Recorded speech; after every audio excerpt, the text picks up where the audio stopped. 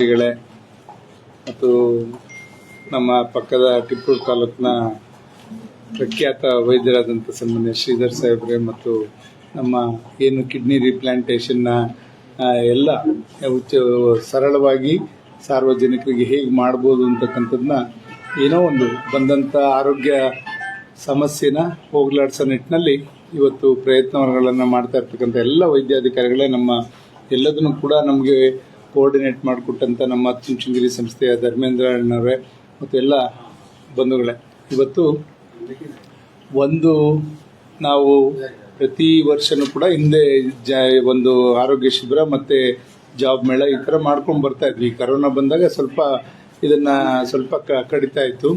ನಂತರ ಇವಾಗ ಏನಾಗಿದೆ, ನಾವು ಈ ಸಲ ಜನಗಳೆಲ್ಲ ಆರಿಸಿ ಸೇವೆ ಮಾಡೋ ಅವಕಾಶ ಕೊಟ್ಟ ನಂತರ ನಾವು ಪ್ರತಿ ವಾರನೂ ಕೂಡ ಕೂತ್ಕೊಂಡು ಜನಗಳ ಎಲ್ಲೂ ಕೂಡ ಅಲಿಬಾರ್ದು, ಕ್ಷೇತ್ರದ ಜನ ಎಲ್ರಿಗೂ ಕೂಡ ಸರಳವಾಗಿ ಮತ್ತು ಅವರ ಸಮಸ್ಯೆಗಳು ಬಗೆಹರೋ ನಿಟ್ಟಿನಲ್ಲಿ ನಾವು ಸ್ಪಂದಿಸಬೇಕು, ನಾವೇ ಆಗಲಿ ಅಧಿಕಾರಿಗಳೇ ಆಗಲಿ ಅಂತಕ್ಕಂಥ ನಿಟ್ಟಿನಲ್ಲಿ ನಾವೆಲ್ಲ ಆಲೋಚನೆ ಮಾಡಿ ಒಂದು ಜನಸ್ಪಂದನ ಅಂತ ಒಂದು ಕಾರ್ಯಕ್ರಮದ ಅಡಿನಲ್ಲಿ, ಒಂದು ತಿನಂಶ್ರೀ ಭವನದ ಅಡಿನಲ್ಲಿ ನಾವೆಲ್ಲರೂ ಕೂಡ ಕಾರ್ಯಕ್ರಮನ ಮಾಡ್ಕೊಂಡು ಬರ್ತಾ ಇದ್ವಿ.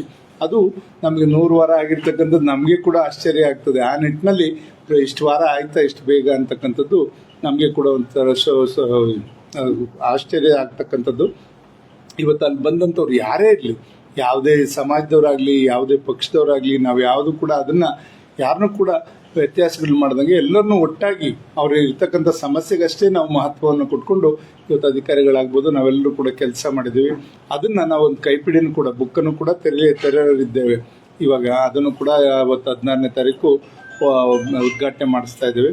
ಖಂಡಿತ ಅದರಲ್ಲಿ ಏನು ಕೆಲಸ ಮಾಡಿದೆ, ಯಾವ ಇಲಾಖೆಗೆ ಎಷ್ಟು ಅರ್ಜಿ ಬಂತು, ಏನೇನು ಕ್ಷೇತ್ರಕ್ಕೆ ಅಭಿವೃದ್ಧಿ ಕೆಲಸಗಳಾಗ್ತಾ ಇದೆ, ಇದೆಲ್ಲದನ್ನು ಕೂಡ ಒಳಗೊಂಡಂಥ ಒಂದು ಪುಸ್ತಕವನ್ನು ಇವತ್ತು ಲೋಕಾರ್ಪಣೆ ಮಾಡೋರಿದ್ದೇವೆ.